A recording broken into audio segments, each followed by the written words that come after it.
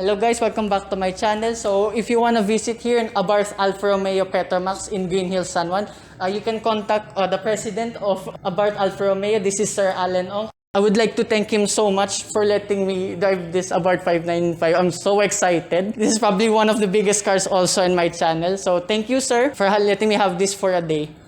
And also, his contact details and the rest of the sales executives here will be in the description down below.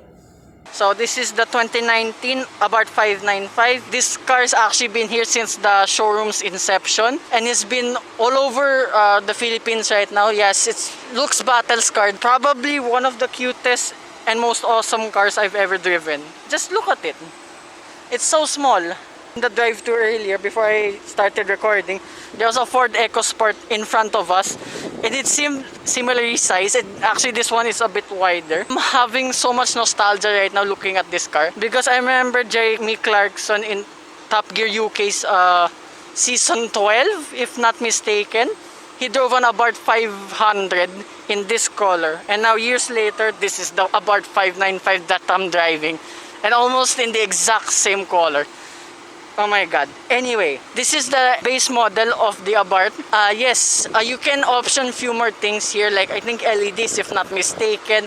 And the tech inside, newer models will have better equipped stuff inside. Of course, this is what we have for now. I'll take it, I don't mind it. So probably one of the coolest badges you'll see for now. Abarth with a scorpion, a red splitter under here, and few cladding over here. So you have fog lamps here, halogen DRLs actually, but the headlamps are HID. So you have red accents all around the car. This kind of speaks to me. If I ever wanted to buy an Abarth, this is the spec I want. Red mirrors, red center locking caps, red brake calipers, red stripe, the Abarth, awesome. You have the Abarth badge here and the designated model. And the rear is also classy looking. Look at that. Oh my god, I don't want to fall. Anyway, you still get the 500 badges here outside, and there's also one in the interior. I'll show you later. This is based on a Fiat 500. This is like a performance version of it. Kind of like say Mercedes to AMG, BMW to M Sport Division, so on. You have cool double exhaust here. I'll make you hear this exhaust, the base one, and the Competizione in the showroom.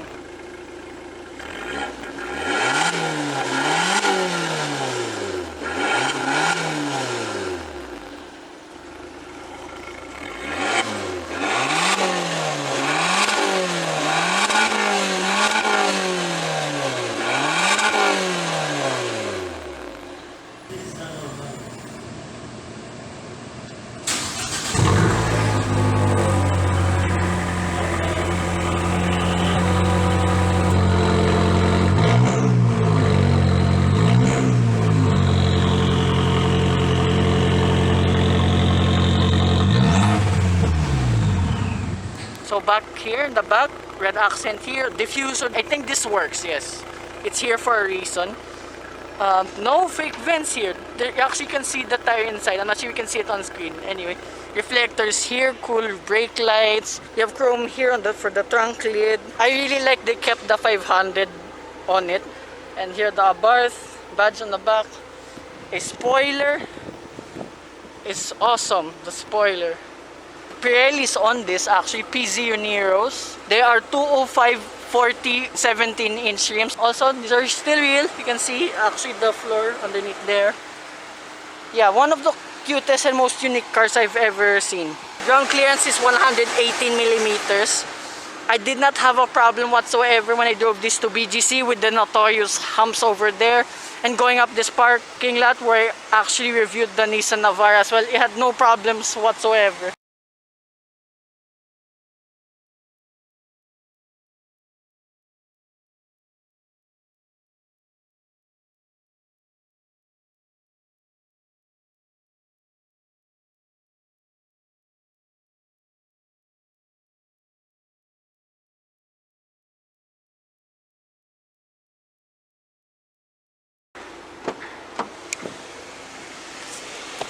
So this is the interior of the Abarth 595.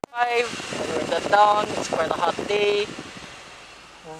Wow, okay. There's an analog feeling to this. You have analog switches here, but I do not mind it at all. Yes, newer models will have Apple CarPlay, Android Auto, Bluetooth Mirror Link. This one does not have it, but at least there's a radio. I tested out the speakers. Of course, for obvious reasons, I cannot play it, but I tried it. It's very, very good. Also love this center dashboard that matches the color of the car. They also kept, as I said earlier in the trunk, they kept the 500 logo in here. Actually, a lot of plastics in here, but anyway, it's not too bad. At least material of the digital cluster is leather, at least.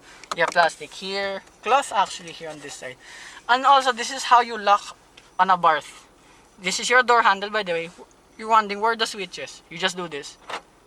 Then it locks. That is cool.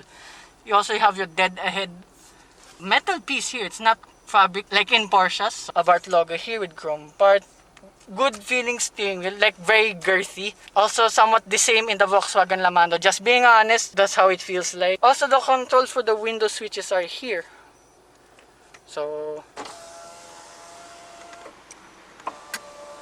that's cool. Your gearbox is actually on top here. Kinda like a van, but not too high. Like a high is somewhere here beside the steering. It's a bit lower. My crawler is somewhat here, but it's a bit higher. But it's a perfect position when you get to drive this for the first time. And also, I've been told, like all the Abarths, when you start the car, you have to turn this off first. It does that automatically. So every time you start the car, you have to turn that off. Also, the aircon here, I'm very impressed. It's so cold. Hence, probably it's a small car. These are your driving modes here. Normal and sport only. It changes the layout in the digital cluster. Hold on. This is normal. That's sport. Makes the exhaust a bit louder as I demonstrated earlier. So glove box here. So yeah, decent size. Not bad. Also, you have Abarth floor mats here. So that's good. The seat here, it's very, very sporty. The seats held me very tightly. You have an Abarth logo here with somewhat plastic accent here, but it gives a good look at least. Durable, okay? It's very, very hard. Also, you have cubby spaces on the side of the door. Not too bad. Also, the pedals. I didn't mention this also earlier. They're all metal. Perfect for your resting your foot here, your clutch, your brake, your throttle. I did not heel toe much. It's possible, but I didn't do it that much since the engine kicks down really, really well. And also, I didn't mention that much. The brakes are also really, really, really strong. Yeah, high bite. I said that later in the test drive as well. But very, very good progressive feel. So this is your adjustments for the digital cluster. And also turbo gauge. This is so cool. Wait, I'll rev the car so you can see it move. There. So here's your menu. You can adjust whatever you want over here. So actually your OK button is the menu button, this on the right.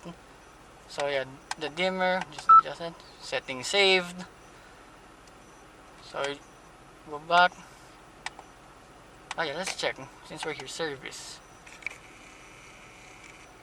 Yeah, this car went through a lot, as I said earlier. Been very reliable as well. So you have a 12-volt socket here. A place for your phone. Actually, I put my phone there. It's perfect. You have two cup holders here. A USB port and an aux cord. And a manual handbrake. I did not do J-turns, don't worry at all. And you have two more cup holders here. So here you have a button, torque transfer control. It's kind of similar system in a BMW 1 Series or a Mini Cooper. So if the inside wheel is losing grip, it will send power to the outer wheel instead. But unlike those systems, so this one applies the brakes instead, sending more torque. And also, since I'm 5'4", I have enough headroom here. And in my driving position, I somewhat find it difficult to get the seat belt. But it's just something I noticed only. So watch out if you're 5'4". I'm just adjusted because of the clutch. This is why I sit a bit forward. And also you have visors here. They're small. Nope. You have your light here. And a very big mirror.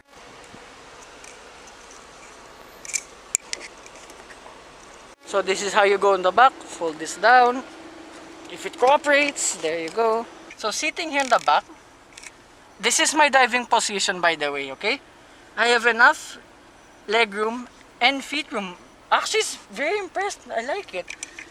Headroom, sorry for my hair. Headroom, just enough for me.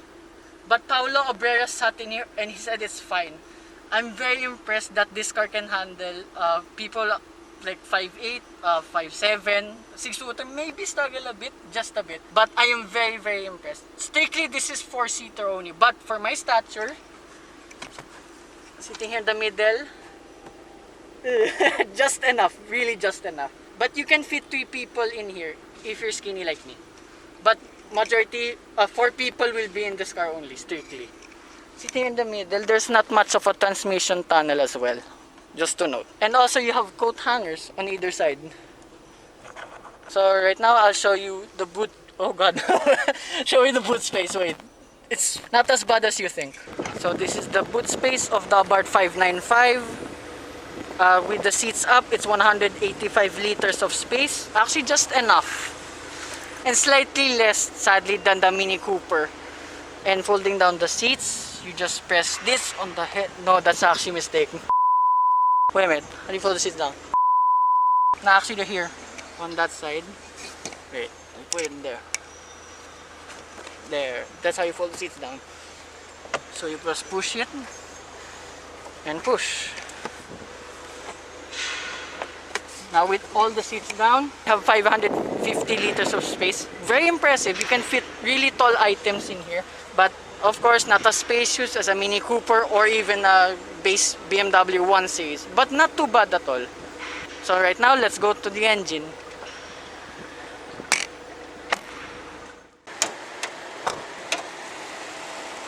So this is the engine of the Abarth 595, a 1.4 liter turbocharged 4-cylinder engine.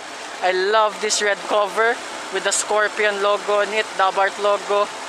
It produces 145 horsepower and 206 Newton meters of torque.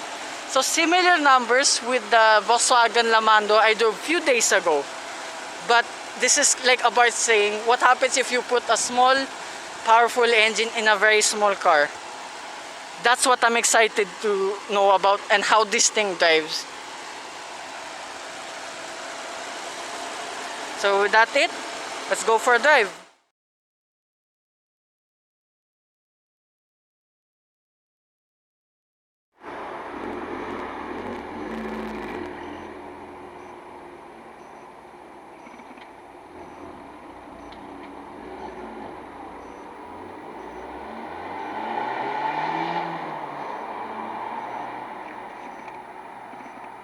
So driving the Abarth 595. How do I put this? This is probably the best car I've ever driven all year. And probably the best car I've ever driven up to this point. I drove this car early morning in BGC and around in the Pasig area. It's a good city car. I would say it's kind of like a Toyota Wigo on steroids. It's a very good city car. As said then also by Sir Alan Ong, this is a posh driver city car. Also, I've been using normal mode without sport mode yet. I'll get to that in a bit. So just driving in city, slow speed like this traffic. My god, why are you so slow? Oh dear, I have to fuel up. I'll get to the fuel consumption later after I drive this a bit. So first impressions on the clutch gearbox. Okay, the gearbox is a long throw. Just saying only, kind of feels like my Corolla. So it's kind of fun driving in a manual. And the clutch is quite long, but not too hard. It's just a right amount of feel on the clutch, not too heavy and not too firm too. You'll get used to it pretty quick. So probably who buy this daily driving, I can't say for the automatic yet, but the manual, it's so good. I can say it's so good. Handling, yes, kind of like a go-kart. I'm not sure if it's good as Alfa Romeo's, but I think just right there. So body lean, there's a bit, but this also, the suspension is very firm. Kinda more like the Mini Cooper base and Cooper S. Also, if you didn't know, I drove a base Mini Cooper the day after I drove the Mini Cooper S. And coincidentally, that's the same day I also drove the Porsche 911. So I drove 2 cars in one day. FYI only. The suspension against the Mini Cooper and the BMW 1 Series as well, which this competes in. I know it's the same price as a Toyota GR Yaris. I will not compare it. One, because I've never driven a Yaris GR. GR Yaris, that's the official name. Anyway, the category is kind of hard. Pricing category wise, yes, they're the same, but power wise, I think I I have to drive the competizione, sorry. That's what I have to compare it with, since that has more double in power. This, you can compete it, as I said, BMW 1 Series, a base Mini Cooper.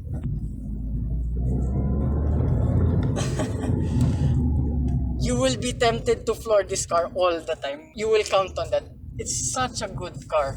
Going back to the suspension, it's a firmer than my voice shake because there's bumpy parts here on the road. It is firmer than the Mini Cooper. But fun factor wise, I would say this is way more fun than the 1 Series because look, manual. I'm not sure about that automated manual transmission, but as I say, it kinda acts like a clutch, but it is not. No? Sir Allen, if there is a test unit that's automatic, maybe even the competizione, give me a shot. But thank you again, Sir Allen, for making me drive this thing. This was so unexpected. But this handles way better than the Mini Cooper itself. Yeah, it does. Put it to sport mode, the steering firms up, tightens up, it becomes heavier, but the steering becomes more direct.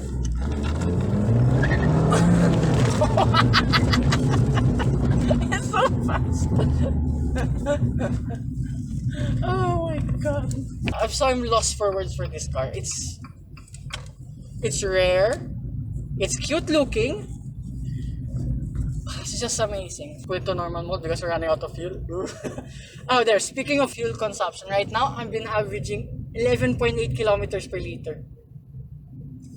How the heck? Around the whole time, and it's doing this fuel consumption. Yes, I got to as low as 5.5 kilometers per liter. Heavy footed, but going around here in Landers, smoothly and calmly, I've been doing 11 kilometers per liter. Very impressive. Brakes are high bite, but this is probably the perfect brake feel I've tested so far. Like high bite, but a super progressive feeling, if that makes sense. Sorry. This is common, by the way, in Europe, as you know, like seen through glass. Hi Sam. I know there are many other YouTubers who at least bought an Abarth 595 or an Abarth brand in their life. Also shout out to Seen Through Glass Sam with his Project Biposto at the moment. Also shout out to Paulo Obrera who drove this during his review in ANC. Also met him during my visit to the BMW showroom in Green Hills. Thanks for the tips for my channel, and thanks for reviewing that car so at least have an idea how this car drives.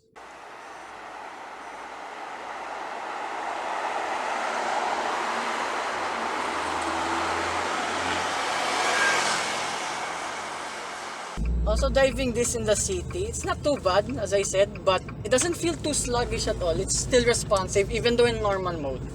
Okay, diving in a bit more now. Gear changes is so crisp, like perfect. Super perfect. Shoot, I have a new dream car again. My dream garage, just sharing, probably are all Italians. I'll get a Ferrari 458, an Alfa Romeo, just even the base one, I'll be happy. And probably this one. So good. Is this better than the base Mini Cooper in 1 Series? Yes, hands down. It's so rare, it's so unique, it's so cute. You don't see it that much. I only spotted one this year as well. It's also a local unit. You can check out Abarth Petromax Manila. The link will be in the description for their Instagram. So good. And thank God they came here to the Philippines. Little did they know I would be allowed to have this the whole day. Almost the whole day. So the suspension is firm, yes. It might take some time to get used to, but in the end, you'll just drive it so fun, you'll forget all about it.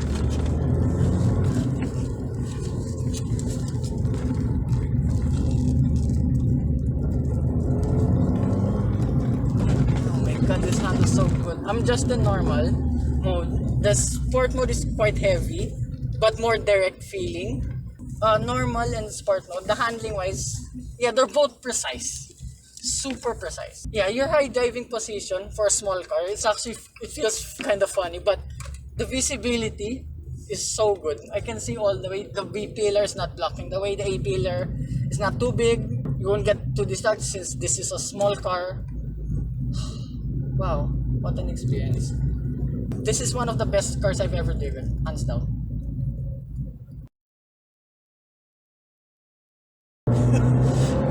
Just So fast.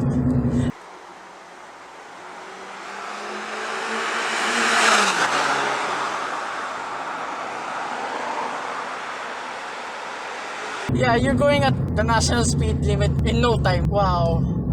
Yeah, it's a second slower to 100 kph than the Alfa Romeo Giulia, but it's plenty fast enough. Wow, what an honor. What an honor. In highway speed, it actually feels so composed, especially in sport mode since the steering is a bit heavier. And third gear rollouts, like you're doing 40 kph, it responds pretty quickly. Even in normal mode, sport mode is just on another level. I cannot demo it, of course, for the public roads, as you can see. But I've tried it when there were no cars, of course. I did it. It's so fast to respond. You're barely even turbo lock. So in highway speeds, I got high to as 15 kilometers per liter. Amazing. I'm heavy-footed most of the time. Take note. Bro. So, done with the highway bit. See you back in Landers. Also, some reviewers, like JM Cars, James Martin, doesn't like this car. I understand his point. Like, this car's been here, since 2008? Nothing's changed that much, apart from the power and torque, just a bit uprated. But I will disagree with him. It's not a good car, no. This is such a good car. And this is just the base. Imagine the Competizione models, and even the Biposta Sagic that's being discontinued. This would be a perfect two-car garage with my Corolla. Oh my god. Yeah, I know the interior infotainment, the tech is not up to date. This is just a base model, doesn't even have, as I said earlier, Apple CarPlay or Android Auto. But the newer models at least do get all of those now. Since this car is about a 2019 model year, it's fine. Actually, I'm not much of a tech dude anyway for the cars. Well, if it's there, it's fine. I'll be happy. At least there are parking sensors. That's enough for me. It feels so analog. It feels like this is one of the most raw cars I've ever driven. Like, in terms of almost everything, it's perfect. I just care about the driving.